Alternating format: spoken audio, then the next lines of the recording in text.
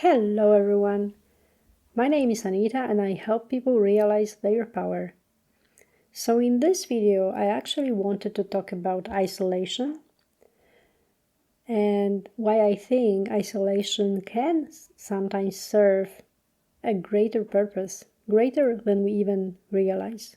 So back in the day when I worked in a different city and I was single and I worked my corporate job that I didn't really enjoy, I felt very much isolated and lonely, and there weren't many people around that I could resonate with. And I remember how afraid of loneliness I was and how much I've been avoidant of being alone.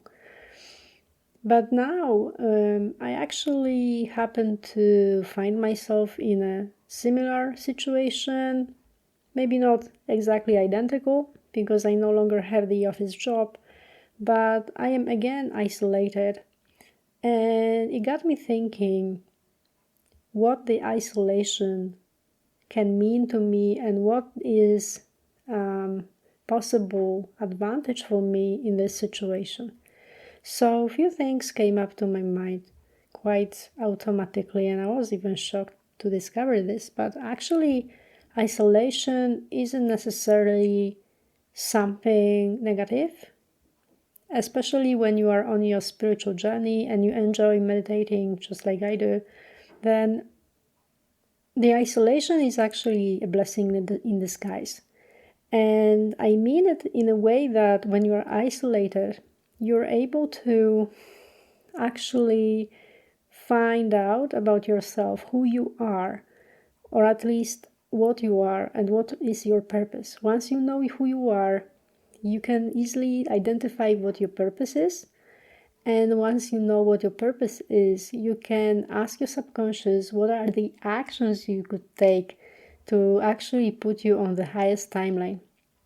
So isolation can actually serve you as a tool to find your life's purpose or your work's purpose. And if you are aligned with your work to your purpose of your life, then probably you will not feel like you're working any longer, because you no longer need to force yourself to go to that job you hate.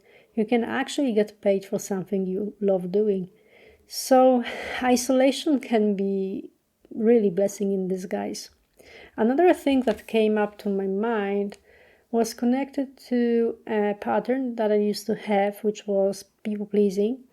I felt like I need to serve others, and in this way my reality, myself will be safe, and I would often omit my own needs as a result. And even though everyone around were happy and peaceful, I wasn't the happy and peaceful individual by all means. And I think that isolation actually teaches you to take care of yourself, because when there is no one around you have to take care of, you learn to take care of your own needs. And as a result, you learn how to set boundaries, because, well, obviously, if you relearned to take care of your needs, you will no longer allow people to stamp on you. And that also goes hand in hand with another thing that is very useful when it comes to isolation, which is like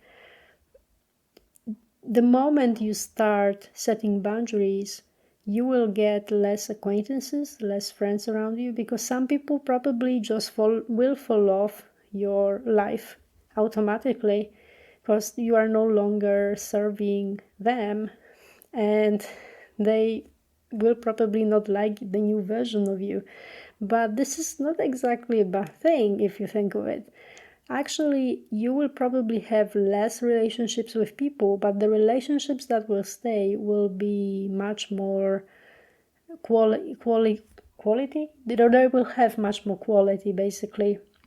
And these relationships will probably enrich your life in many, many more ways than the old relationships that you used to have. And you also make room for new people to come along who will respect your boundaries and who will like you just for who you are. There was also one thing I had an epiphany about, and that was connected to manifestation.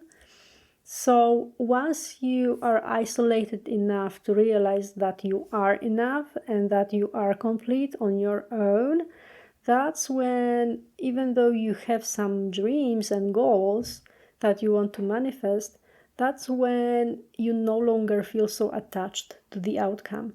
So isolation can actually teach you detachment, and that detachment is often needed when you want to manifest something but you don't want to force this manifestation, you don't want to chase. Sure, you can work toward it, but if you kind of force it, if you kind of like monitor the outcome, then obviously your progress will be much slower.